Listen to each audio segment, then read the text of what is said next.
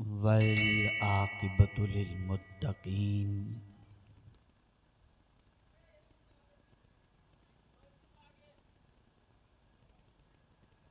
वस्सलातु वस्सलामु अला सय्यिदिल अंबियाइ वल मुरसलीन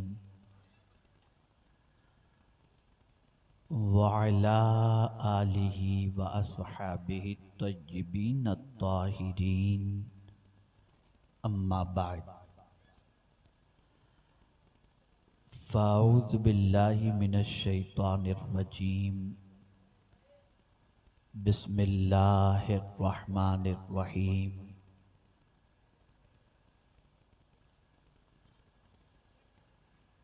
वहादा किताबुन अंज़लनाहु मुबारकुन फत्तबिऊहु वत्तक़ू लअल्लकुम तुरहमून। सदक़ल्लाहुल अज़ीम। काबिल क़द्र उलमाए ज़वील एहतराम, हाज़िरीन व हाज़िरात, अस्सलामु अलैकुम व रहमतुल्लाहि व बरकातुहू।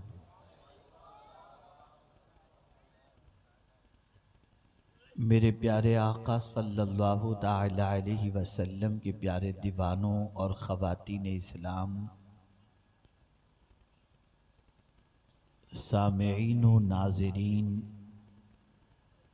इससे पहले कि जिस आये करीमा की तिलावत का मैंने शर्फ हासिल किया, कुछ मारूज़ात पेश करूं।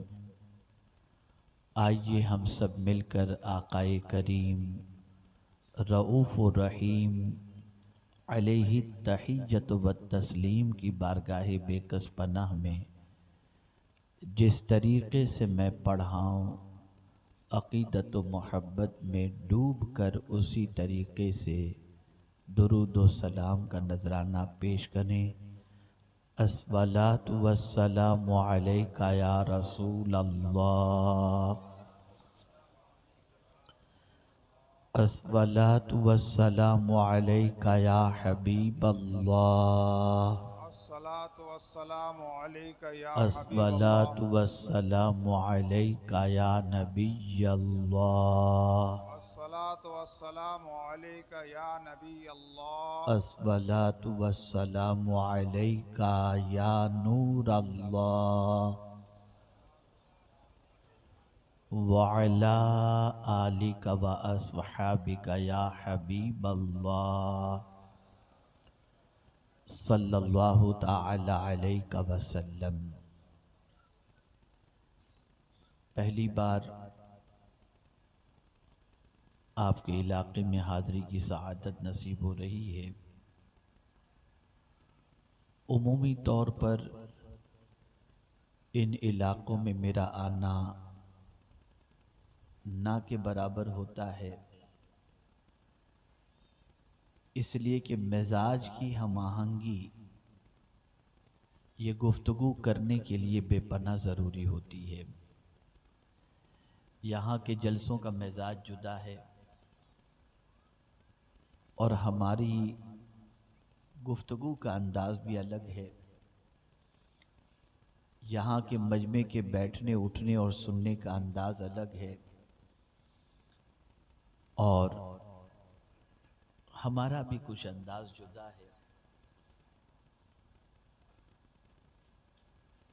लेकिन मुझे खुशी है कि पहली बार आने के बाद भी आप संजीदगी का मुजाहरा कर रहे हैं। इस जलसे क्यों मुनक्किद किए जाते हैं?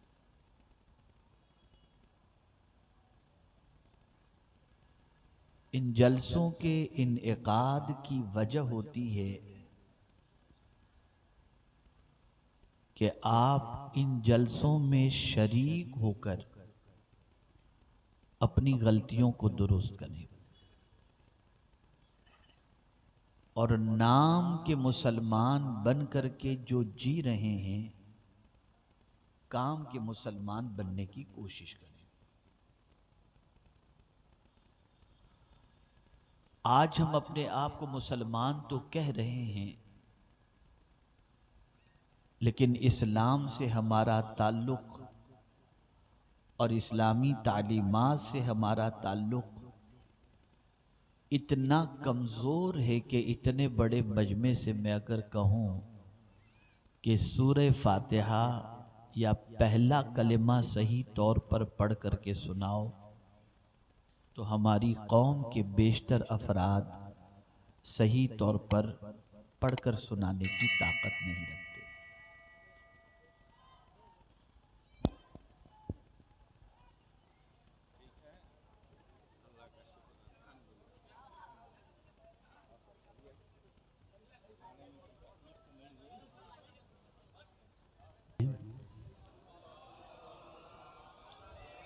थे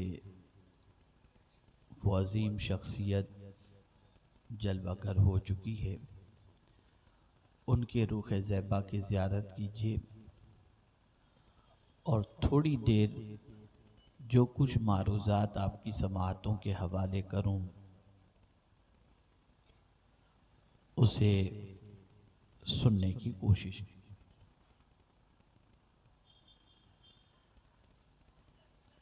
अर्ज़ ये कर रहा था कि आज हम नाम के मुसलमान हैं, हालात इतने बद से बदतर हो गए कि सूरह फातिहा भी हमारी कौम के बेशतर अफराद सही तौर पर पढ़ नहीं सकते और न पढ़ने के सिलसिले में कोई जज्बा उनके अंदर मौजूद है। मेरे प्यारे आका सल्लल्लाहु तआला अलैहि वसल्लम के प्यारे दीवानों, अल्लाह रब्बुल इज़्ज़त जल्ल जलालहू अपनी किताब की अज़मत बयान कर रहा है और उस किताब की अज़मत के साथ साथ एक मुसलमान जिस चीज का मुतमन्नी है वो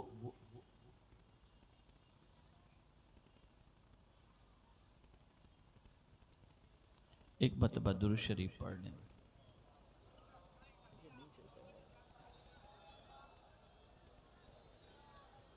अल्लाहुम्मा सल्ली अला सय्यिदिना व मौलाना मुहम्मदिन मादिनिल जूदि वल करम व आलिहि व अस्हाबिहि व बारिक वसल्लिम। तवज्जो चाहूँगा और अल्लाह के लिए आना जाना उठना बैठना थोड़ा सा बंद कर दीजिए। जिसको जहाँ जगह मिलेगी बैठ जाएंगे। मेहरबानी करके महफिल को ख़राब मत कीजिए। आप दुनिया का हर मुसलमान इस वक्त एक ही चीज चाह रहा है और वो चीज है अल्लाह हम पर रहम फरमाए।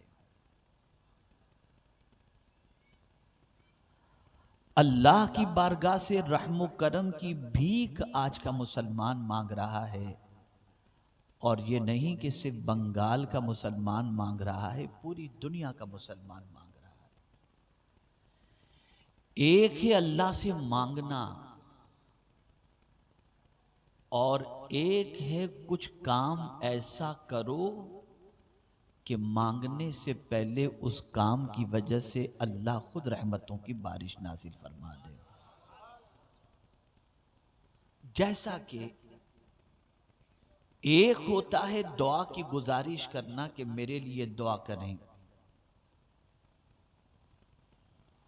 और एक है खिदमत ऐसी करो माँ बाप की कि दुआ के लिए कहने की जरूरत न पड़े, माँ के दिल से खुद ब खुद दुआ निकल जाए।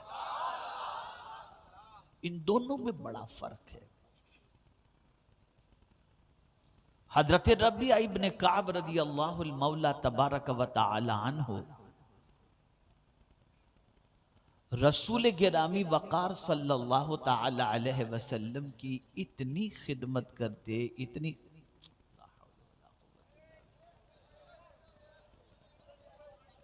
वो हुजूर सल्लल्लाहु अलैहि वसल्लम की इतनी खिदमत करते, इतनी खिदमत करते कि एक मर्तबा पैगंबर रहमत सल्लल्लाहु अलैहि वसल्लम की रहमत जोश में आई और हजरत रबिया से फरमाया सल्ली या रबिया, ए रबिया मुझसे मांग। आज के मुसलमान से अगर कोई शेख कहे, कोई आलिम कहे मांग, हजरत दुआ कर दीजिए गाड़ी मिल जाए, बंगला मिल जाए, पैसा मिल जाए, नौकरी मिल जाए, बच्ची की शादी हो जाए, यही। लेकिन सहाबा ने मांगने का सलीका सिखाया। पैगंबर रहमत सल्लल्लाहु अलैहि वसल्लम ने जब हजरत रबिया इब्न काब से फरमाया सल्नी या रबिया, ए रबिया मुझसे मांगो, तो क्या मांगा उन्होंने? अर्ज करते हैं मुराफाकतक फिल जन्नह, सरकार जन्नत में भी आपका साथ चाहता हूं। सहाबी जीते जी भी हुजूर के कदमों में रहना पसंद करते थे और मरने के बाद भी हुजूर के कदमों से लिपट कर रहना पसंद करते थे। बल्कि यहां तक कि जन्नत में भी आकाए करीम सल्लल्लाहु ताला अलैहि वसल्लम का साथ सहाबी चाहते थे। यही वजह है कि एक बार हजरत सौबान रदी अल्लाहुल मौला तबारक व तआला अन्हु पैगंबर रहमत सल्लल्लाहु अलैहि वसल्लम की बारगाह में हाजिर आए, तो हजरत सौबान रदी अल्लाह तआला अन्हु का चेहरा उतरा हुआ था, अफसुर्दगी उनके चेहरे से नुमाया थी। रसूल आजम सल्लल्लाहु अलैहि वसल्लम तो अपने किसी गुलाम को गमगीन देख ही नहीं सकते थे। पूछ लिया, ए सौबान क्या बात है, तुम्हारी तबीयत तो ठीक है? अर्ज करते हैं हाँ या रसूल अल्लाह सल्लल्लाहु ताला अलैहि वसल्लम, मेरी तबीयत बिल्कुल ठीक है अल्हम्दुलिल्लाह। सरकार ने फरमाया सौबान क्या घर में कोई बात बन गई है, किसी से झगड़ा हो गया है? नहीं सरकार, किसी से कोई झगड़ा नहीं हुआ, कोई बात नहीं बनी। क्या तुम्हारी औलाद या बीवी बीमार है? नहीं हुजूर, कोई बीमार नहीं। सरकार ने फरमाया सौबान क्या बात है कि मैं तेरा चेहरा उतरा हुआ देख रहा हूँ, तेरे चेहरे पर अफसुर्दगी के आसार देख रहा हूँ। कुर्बान जाइए सहाबी की तड़प पर। अर्ज करते हैं सरकार, एक तसव्वुर ने मुझे बेचैन कर दिया, एक तसव्वुर ने मुझे बेकरार कर दिया, और वो तसव्वुर ये है कि सुबह उठकर जब तक आपका चेहरा नहीं देखते चैन नहीं मिलता, रात को सोते वक्त आपका चेहरा नहीं देखते, और उसके बाद जब तक देखे बगैर बिस्तर पर नहीं जाते चैन नहीं मिलता। बस एक ख्याल आया कि कयामत में जन्नत में आप कहाँ होंगे, हम कहाँ होंगे।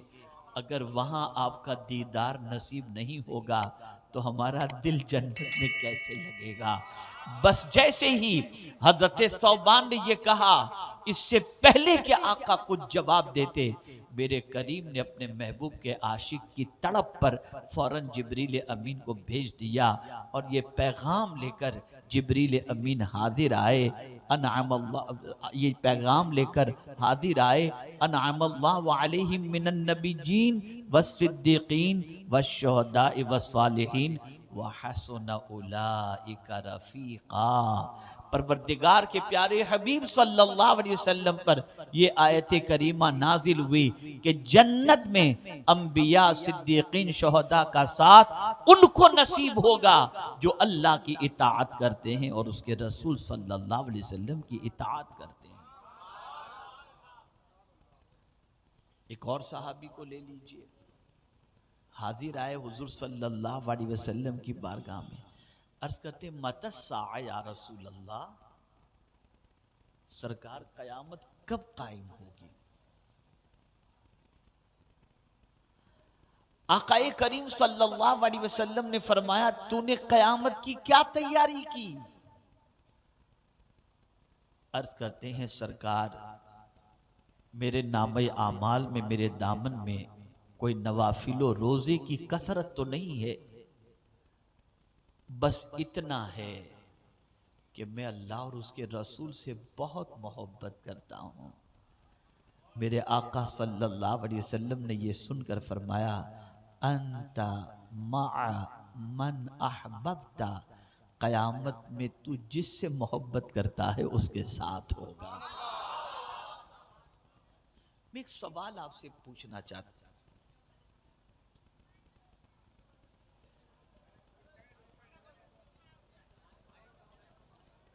तो नादिर ही आता हूँ, क्योंकि एक मिजाज है यहाँ का जीने का, लोगों का, और वो इन महफिलों के अदब से बहुत ज़्यादा वाकिफ़ नहीं होते। नतीजा ये होता है इनके लिए ख़ास तौर पर इंतज़ाम किया जाता है होटलों का, खाने का, पीने का, और बहुत सारा इंतज़ाम किया जाता है ताकि आएँ और ये सब मौज मस्ती करके जाएं। वरना ये वही महफिलें हैं जहां आकर इंसान को तौबा की तौफीक नसीब हो जाती है। ये वही महफिलें हैं जिन महफिलों के अंदर इंसान का मुकद्दर संवर जाया करता है। लेकिन आप में से अगर मैं पूछूं कितने लोग बावजूद यहां पर महफिल में आए नहीं, कितने लोग मगरिब की नमाज पढ़ चुके हैं नहीं, कितने लोगों ने इशा की नमाज अदा की नहीं मालूम, बस आ गए चलो घूम के आ जाते हैं। बदलो अपनी सोच को। देखिए शोर शराबा यहाँ से हो रहा है और वो समझ रहे वहां बात करते हुए कि यहाँ कोई आवाज पहुंच ही नहीं रही, उनकी आवाज यहाँ पहुंच रही है। आखिर इन जलसों से बदल क्यों नहीं रही हमारी कौम? लाखों रुपया खर्च किया जाता है जलसों के पीछे, लेकिन हमारी कौम के अंदर, मस्जिद के अंदर एक नमाजी के इजाफे को अगर तलाश किया जाए या जांच किया जाए तो इन जलसों के बाद एक नमाजी मस्जिद के अंदर बढ़ता हुआ दिखाई नहीं देता। वजह यह है कि हमारे पास कोई प्रोग्राम नहीं है, कोई सोच नहीं है, खाना पीना मौज मस्ती यही हमारी जिंदगी बन चुकी है। खुदा के लिए अपने हालात पर रहम करो, मरना है सबको।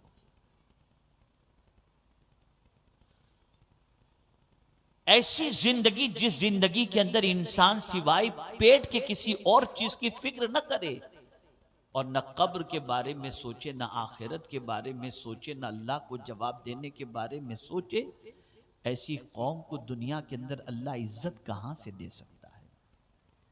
आइए ज्यादा वक्त लिए बगैर मैं जिस मौजू की तरफ आपकी तवज्जो को मबजूल कराना चाहता हूं उस तरफ अर्ज ये कर रहा था। एक होता है दुआ की गुजारिश करना और एक होता है खिदमत ऐसी करो कि दुआ खुद ब खुद मिल जाए। हजरत अब्दुल्लाह इब्न अब्बास रदियल्लाहु ताला अन्हुमा सय्यदुल मुफस्सिरीन, जब से लक़ब मिला तब से लेकर आज तक कोई दूसरा सय्यदुल मुफस्सिरीन बन न सका। या अल्लाह, ये हजरत अब्दुल्लाह इब्न अब्बास को इतनी कुरान फहमी की सलाहियत कैसे मिली? वजह बस एक ही थी, मदीने के ताजदार सल्लल्लाहु अलैहि वसल्लम की खिदमत उन्होंने इस तरीके से की कि सरकार ने उनको दुआ अता फरमा दी। उस दुआ की बरकत से वो सैयदुल मुफस्सिरीन बन गए।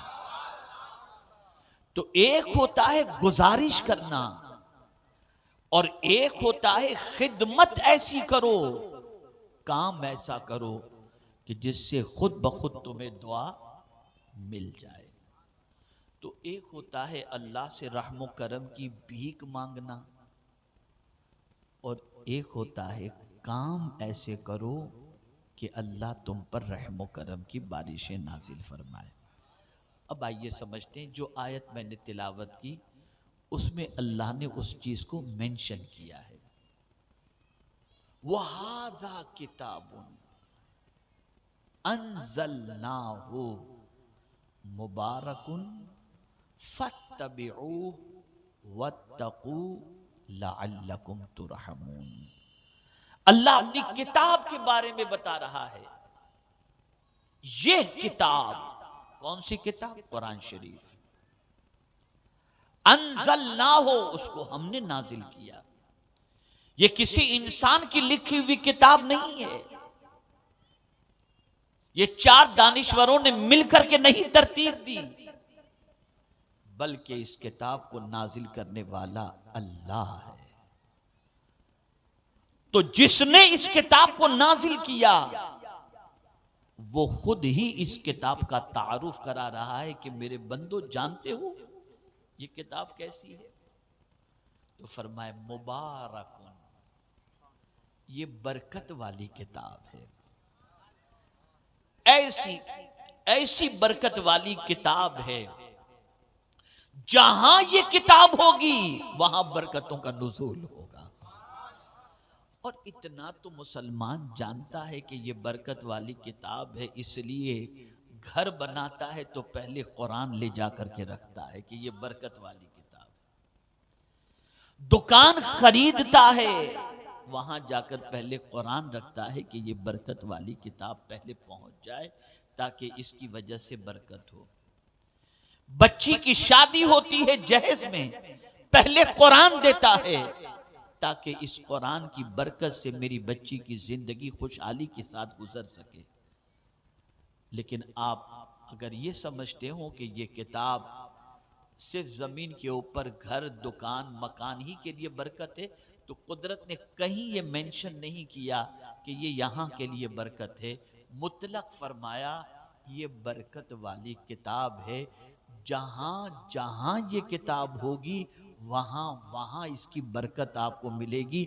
अगर सीने में ये किताब है तो सीने में बरकत, और कब्र के अंदर ये किताब साथ लेकर सीने के अंदर गए तो अल्लाह कब्र के अंदर भी बरकत अता फरमा दे। ये ऐसी बरकत वाली किताब है। आज हम मदरसे गौसिया फसीहिया मदीनतुल उलूम की दस्तारबंदी के जलसे में हाजिर हैं। बच्चों ने सीने में किताब महफूज कर ली।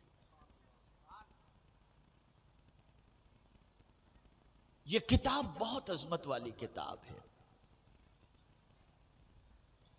इतनी अजमत वाली किताब है कि मेरे प्यारे आका सल्लल्लाहु ताला अलैहि वसल्लम के प्यारे दीवानों, दुनिया की जितनी भी किताबें पढ़ो तबीयत उकता सकती है, लेकिन खुदा की कसम कुरान को जितनी मर्तबा पढ़ो तबीयत बहलती चली जाती है। ये ऐसी बरकत वाली किताब, समझकर पढ़ी जाने वाली किताब भी 3 बार पढ़ करके आदमी उकता जाता है। लेकिन एक कुरान तेरी अजमतों पर कुर्बान, बिस्मिल्लाह का तर्जमा भी नहीं जानते, लेकिन फिर भी पढ़ते हैं तो दिल बहल जाया करता है। ये बरकत वाली किताब है। कहां गई हमारी बरकत वाली किताब से इस्तेफादा करने वाली कौम? एक जमाना था कि मुसलमानों के घरों की पहचान कुरान की तिलावत थी। जिन घरों से रात की तारीकी में कुरान की तिलावत की आवाज आए, दुनिया समझ जाती थी कि ये मुसलमान का घर है। और आज जिन घरों से रात की तारीकी में सीरियलों की आवाज आए, लड़ाई झगड़े की आवाज आए, गाली गलोच की आवाज आए, गजलों की आवाज आए, समझ लेना ये घर मुसलमान का घर है। कहां जा रहे हो आप? किस रास्ते की तरफ जा रहे हो? अल्लाह से रहमो करम की भीख मांग रहे हो, लेकिन काम सारे ऐसे आज मुसलमान के हो रहे हैं कि बस ये तो अल्लाह का फिर भी करम है कि गलत कामों के बावजूद वो आसमान से पत्थर नहीं बरसा रहा। वरना आज हमारी कौम की हालत, हमारी कौम की नौजवान नस्लों की हालत इतनी बुरी है कि इल्ला माशाअल्लाह शायद ही कोई नौजवान बच्चा ऐसा हो जो रात की तारीकी में वो न देख रहा हो जिसके देखने से रोका गया है। हर एक के हाथ के अंदर मोबाइल है। यूट्यूब पर अल्लाह खैर फरमाए उस मुसलमान पर, न जाने हमारा जवान क्या देख रहा है। जरा मुझे बताओ, जो आंखें अल्लाह ने कुरान देखने के लिए अता की, आज तुमने उन आंखों को इतना परागंदा कर दिया कि तुम्हें इतनी तमीज भी नहीं है और इतना ख्याल भी नहीं है कि कब्र में इन आंखों से मुस्तफ़ा जान रहमत की रूह ज़ैबा की ज़ियारत करनी है। आप जानते हो रसूल आज़म सल्लल्लाहु अलैहि वसल्लम का विसाल हुआ तो एक सहाबी ने अल्लाह की बारगाह में हाथ उठाकर दुआ की, मौला मेरी आंखों की रोशनी छीन ले, मुझे नाबीना कर दे। शायद आप ये लफ्ज़ का माना न समझ सकें, इसलिए कि आपके उर्दू का मेयार समझने का कितना है मैं जानता हूँ, तो आपके मिजाज के एतबार से वो लफ्ज़ मैं कह दूँ कि वो साहबी अल्लाह की बारगाह में अर्ज़ करते हैं कि मुझे अंधा कर दे, मेरी आंखों की रोशनी को छीन ले। दुनिया का हर इंसान अल्लाह से आंखों की रोशनी की भीख मांगता है, लेकिन हुजूर के विसाल के बाद वो सहाबी अल्लाह से नाबीना होने की भीख मांगते हैं, आंखों की रोशनी की छीन जाने की भीख मांगते हैं। दुआ कबूल हुई, आंखों की रोशनी चली गई। साहबा ने पूछा क्या बात है? लोग अल्लाह से आंखों का नूर मांगते हैं और तुम अल्लाह की बारगाह में आंखों की रोशनी के छीन जाने की दुआ किए, क्या वजह है? मुसलमानों जरा होश के नाखून लो और सबक सीखो। वो साहबी रसूल जवाब में कहते हैं, मैंने जिन आंखों से हुजूर को देखा, हुजूर के विसाल के बाद अब किसी को देखने की तमन्ना नहीं। चाहता हूं कि आंखों में हुजूर ही का जलवा समाया रहे, इसलिए मैंने अल्लाह की बारगाह के अंदर आंखों की रोशनी की इजाले की मैंने दुआ की।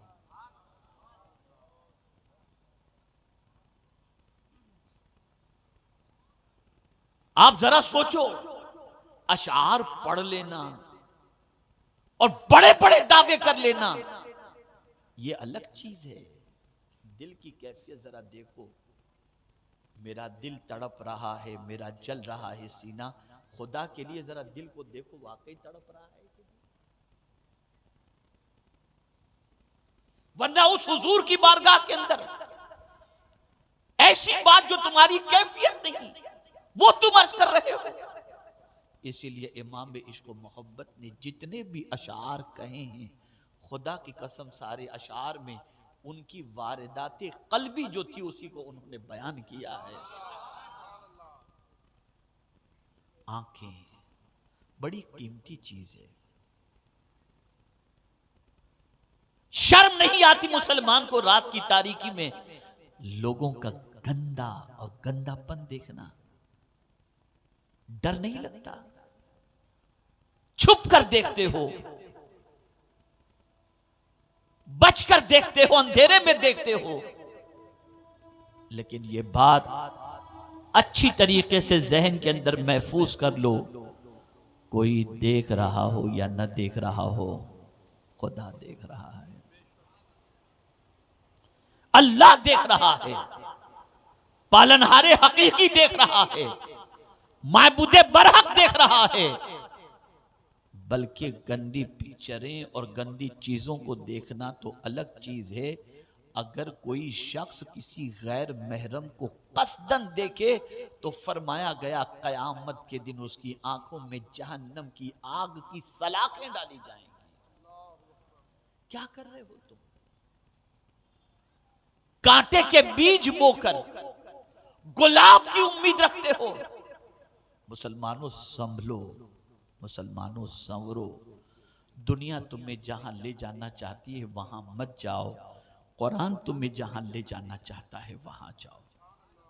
ये बरकत वाली किताब है और ये ऐसी किताब है कि इस किताब को पढ़ना भी इबादत, चूमना भी इबादत और देखना भी इबादत है।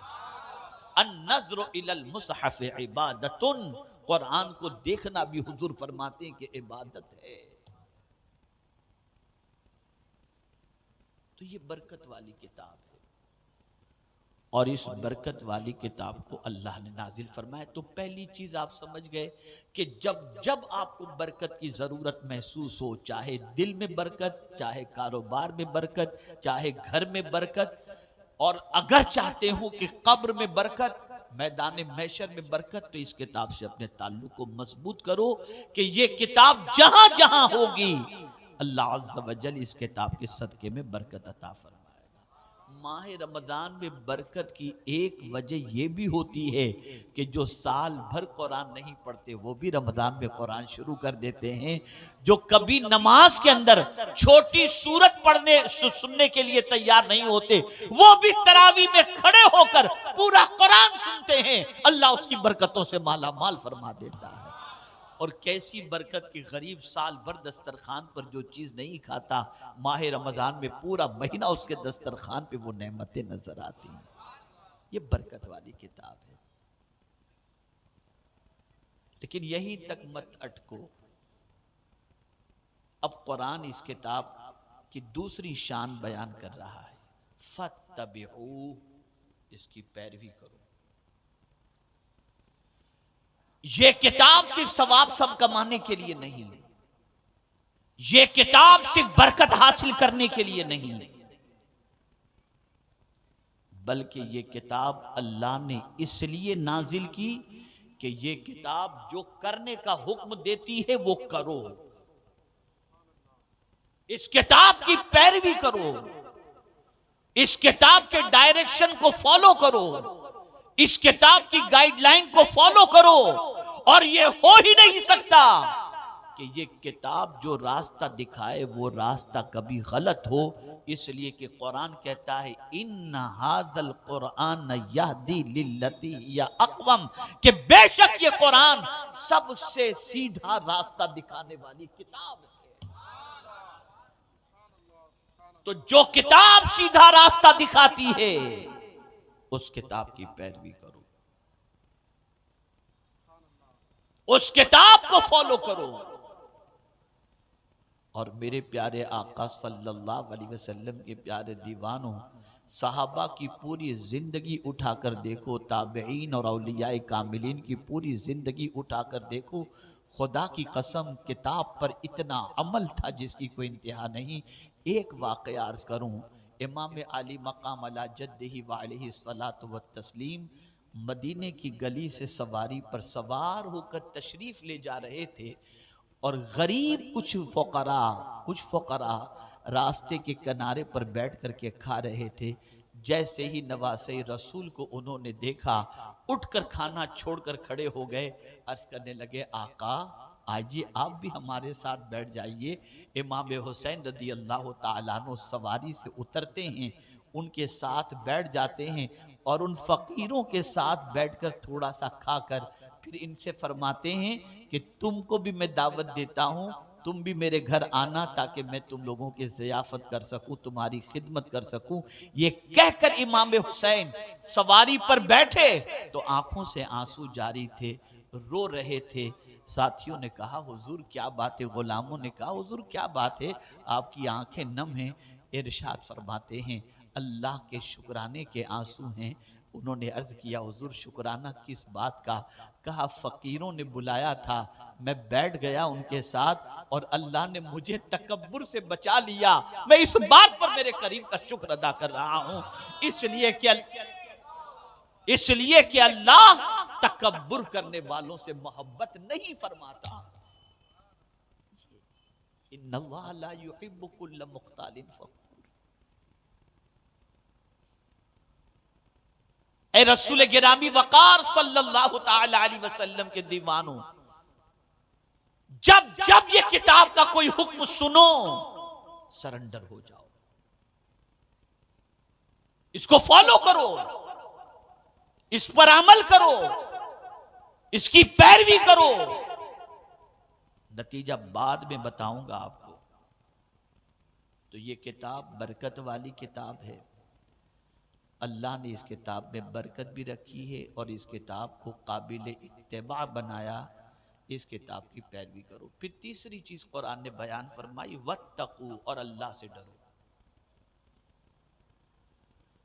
अब मैं अगर आपसे पूछूं अल्लाह से डरते हो तो किसकी हिम्मत के कोई कहे कि मैं नहीं डरता? सब कहेंगे कि हम अल्लाह से डरते हैं। अगर आप अल्लाह से डरते हैं तो मुझे ये बताइए, क्या अल्लाह से डरने वाला बंदा नमाज कज़ा करता है? क्या अल्लाह से डरने वाला बंदा झूठ बोलता है? क्या अल्लाह से डरने वाला बंदा पिक्चर देखता है? क्या अल्लाह से डरने वाला बंदा गाली गलौज करता है?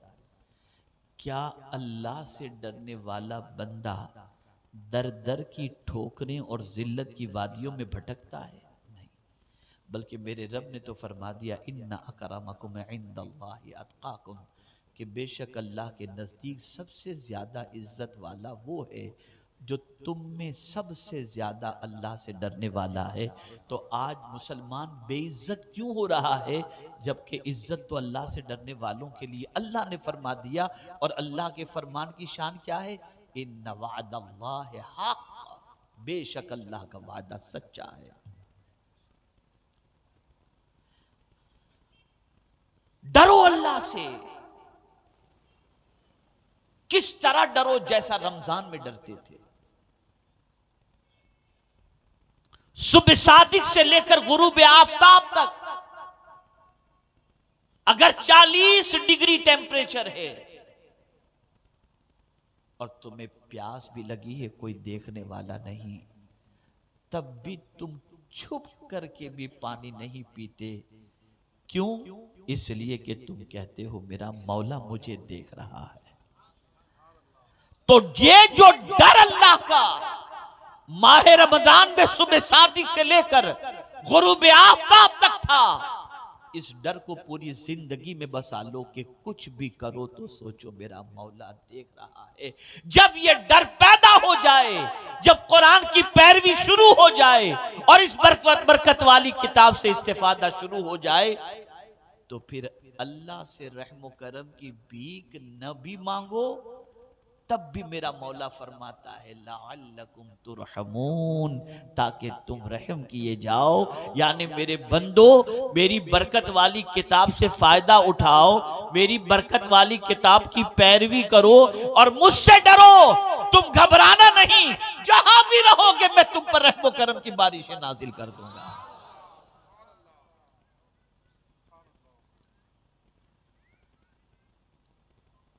एक चीज तो ये हुई कि अगर अल्लाह की रहमत हम पर निछावर हो, ये हम चाहते हैं, तो ये इस पर अमल करना। एक और मकाम पर रहमत के हवाले से फरमाया कि अगर तुम चाहते हो कि अल्लाह की रहमत की बारिश तुम पर हो, मांगो या न मांगो, लेकिन दो काम करो, अल्लाह तुम पर रहमो करम की बारिश नाजिल फरमाएगा। वो क्या चीज है? इज़ा क़ुरियल क़ुरआन फस्तमिऊ लहू व अंसितू लअल्लकुम तुरहमून। जब कुरान पढ़ा जाए, अल्लाह अकबर, जब कुरान पढ़ा जाए चुप रहो, सुनो, गौर से सुनो। जब कुरान पढ़ा जाए गौर से सुनो और चुप रहो, कुछ मत बोलो, एकदम चुप। कुरान पढ़ा जा रहा है, कोई बातचीत नहीं, सारी तवज्जो कुरान सुनने पर लगा दो, बातचीत बंद कर दो। तुम्हें अल्लाह से रहम की भीख मांगने की जरूरत नहीं पड़ेगी। मौला फरमाते अगर दो काम तुमने कर लिए, रहमत में नाजिल कर दूंगा, तुम पर रहम करम की बारिश। अब आखिरी बात अर्ज करके मैं अपनी गुफ्तगू को खत्म करूं, क्योंकि मुझे ट्रेन भी पकड़नी है। उम्मुल मुमिनीन हजरत आयशा सिद्दीक़ा रदी अल्लाह तआला अन्हा हर हफ्ते अपनी वालिदा से मिलने अपने मैके जाया करती थी, और उनका वक्त था, सरकार सल्लल्लाहु अलैहि वसल्लम उन्हें भेजते थे, जिस टाइम पर वो जाती थी और उसी के मुताबिक वो टाइम पर वापस आ जाती थी। एक मर्तबा ऐसा हुआ कि वो गई, बहुत देर हो गई, वो नहीं आई। आक़ाए करीम सल्लल्लाहु अलैहि वसल्लम को तशवीश हुई कि अभी तक हुमैरा क्यों नहीं आई। सरकार प्यार से उम्मुल मुमिनीन हजरत आयशा सिद्दीक़ा रदी अल्लाह तआला अन्हा को हुमैरा फरमाते थे, अभी तक क्यों नहीं आई। सरकार तशवीश में थे। काफी देर के बाद उम्मुल मुमिनीन आई। आक़ाए करीम सल्लल्लाहु अलैहि वसल्लम ने फरमाया क्या बात है, हुमैरा आज आने में ताखीर हो गई। अर्ज करती हैं सरकार, में घर से तो टाइम पर निकली थी, घर से तो टाइम पर निकली थी, लेकिन जब मस्जिद नबवी शरीफ के करीब से आ रही थी तो मस्जिद नबवी शरीफ के अंदर कोई इतनी अच्छी आवाज से कुरान पढ़ रहा था कि सरकार मेरे कदम वहीं जम गए और मैं कुरान सुनने में लग गई। मुझे पता ही नहीं चला कितना वक्त गुजर गया।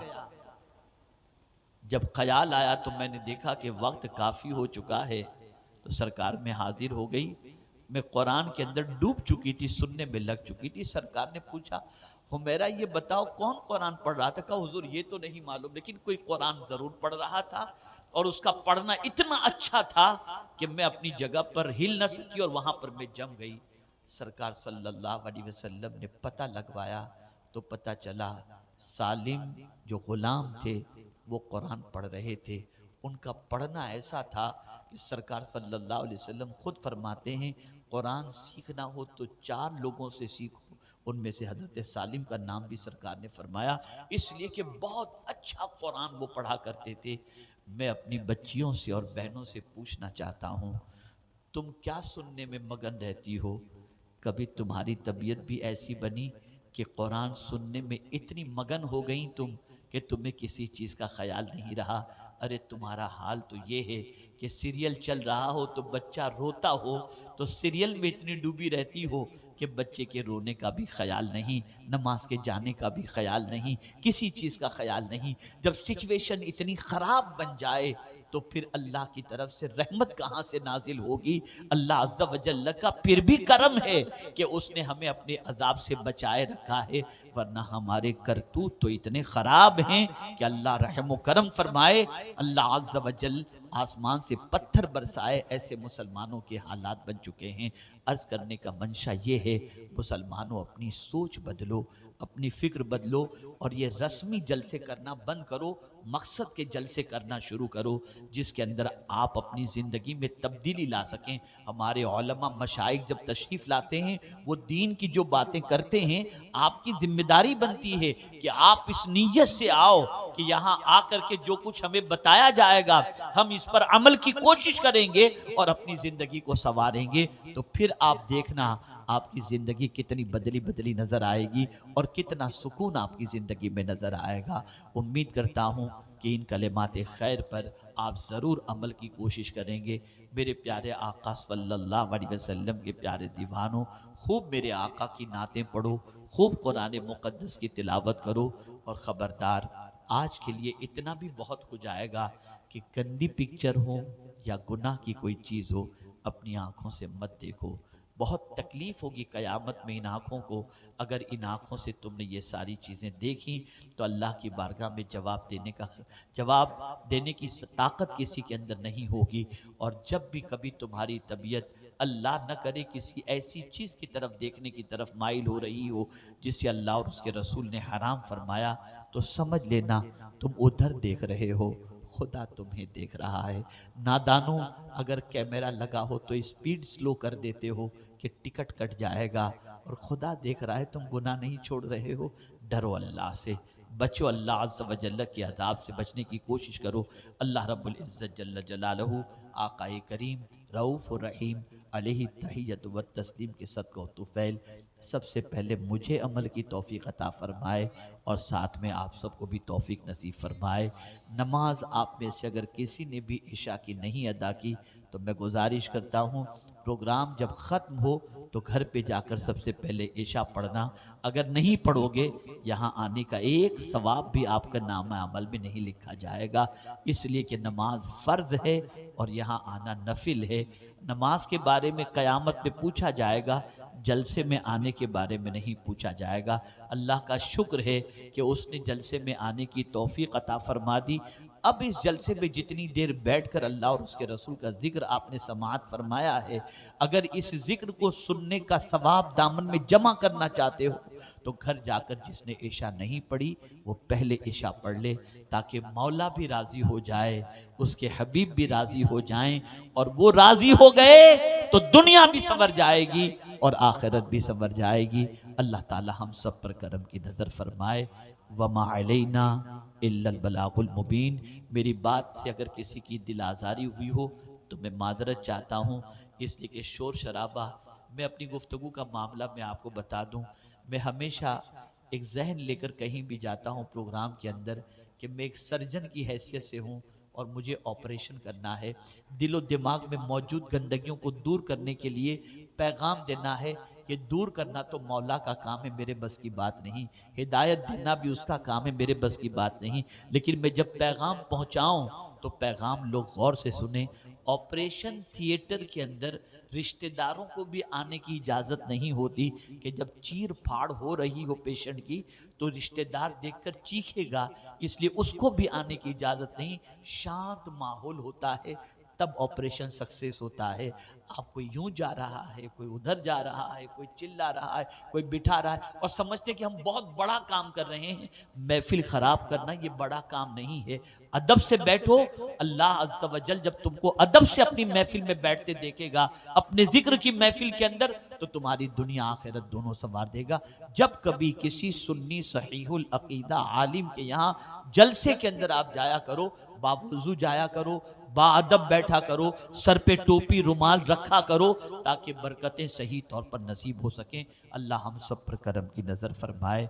व मा अलैना इल्लल बलागुल मुबीन। मैं हज़रत की बारगाह में गुजारिश करता हूँ कि मेरी माजरत कबूल फरमाएं, क्योंकि मुझे 2 बजे की ट्रेन पकड़नी है, इसलिए मैं इजाज़त चाहता हूँ। आगे का प्रोग्राम नाजिम साहब आपके सामने पेश करेंगे। आप बैठें, कोई भी शोर शराबा, उठो हटो, मिलो पकड़ो, सेल्फी बेल्फी, ये सब बेकार की चीजें हैं यार, ये सब खत्म करो। बैठो, जिक्र रसूल की महफिल से बढ़कर के कोई चीज नहीं। बैठो, आप जो आगे का प्रोग्राम है उसे सुनो। मुझे पकड़ने के लिए और मेरे पीछे भागने की कोशिश न करना, ना मुसाफे की कोशिश। आप बैठे ताकि आगे जो जिक्र रसूल की महफिल चले उसे आप अच्छी तरीके से समाअत कर सकें और दामन में सवाब जमा कर सकें। तशरीफ रखें, जलसा खराब मत कीजिएगा। अल्लाह हम सब पर करम की नज़र फरमाए। अस्सलामु अलैकुम व रहमतुल्लाह।